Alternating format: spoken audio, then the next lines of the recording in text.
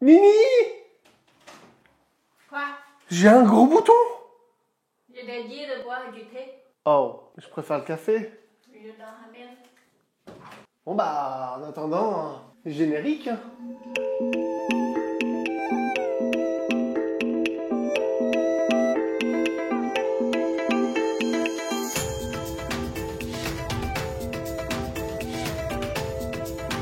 Bonjour à vous, ici Calvin de Chinese et nous allons découvrir aujourd'hui le mot cha, le thé.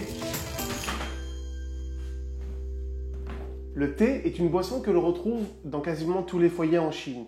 C'est d'ailleurs la boisson que l'on offre lorsque des invités viennent à la maison, et surtout en hiver, afin de pouvoir les réchauffer. Ah, ça me rappelle le Nouvel An, ces moments bien frais où on m'offrait du thé après un repas bien chargé, en malibant et en alcool. C'était trop bien. Le caractère cha est divisé en deux grandes parties. On va retrouver dans un premier temps, en haut, le caractère de l'herbe, ou surtout son dérivé, cao. À l'origine, le caractère de l'herbe était la représentation de plantes qui sortaient du sol. Elle ressemble un petit peu à des cactus. La version alternative que l'on retrouve dans le caractère cha est sa version, du coup, avec seulement un trait et deux tiges représentant des herbes qui sortent du sol. On retrouvera régulièrement ce caractère dans des aliments que l'on peut consommer, que ce soit en infusion ou directement en tant que nourriture. D'ailleurs, il est dans le mot cai, les légumes. La deuxième partie du caractère a plusieurs interprétations. Dans un premier cas, on va retrouver le caractère du bois, mu, et le caractère jeune, là où en fait une personne viendrait sur les arbres pour y récupérer des herbes comestibles. La deuxième représentation, quant à elle, prendrait les caractères du dessous et en fait représenterait une maison, un foyer. On y retrouverait ainsi le toit et les caractères en dessous représentant les fondations de cette maison. Ainsi, en reprenant le caractère de l'herbe et du foyer, le thé serait les plantes que l'on conserverait chez soi afin de pouvoir les consommer.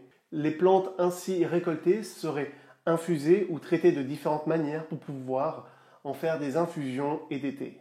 D'ailleurs, en parlant de thé, cha, il est où le mien? Voilà. Tiens. Merci. 我喜欢喝茶. J'adore le thé. En Chine, nous avons beaucoup de thé et moi, j'ai ramené quelques-uns en France. Donc, nous avons le thé vert. C'est ce que j'ai donné à Galvin. Il a un effet anti-inflammatoire. Nous avons le thé noir, Hong Cha. Ça aide à faire circuler le sang et à réchauffer le corps. Il a un effet qui est contre le thé vert. Nous avons des thés de fleurs, par exemple le thé de linas et le thé de rose. Et mon préféré, c'est pu'er cha. Ce thé aide à la digestion. T'en veux plus? Je veux bien, ouais. Top. Merci beaucoup. Ah, super. Merci. Ouais, je vais lire un bouquin.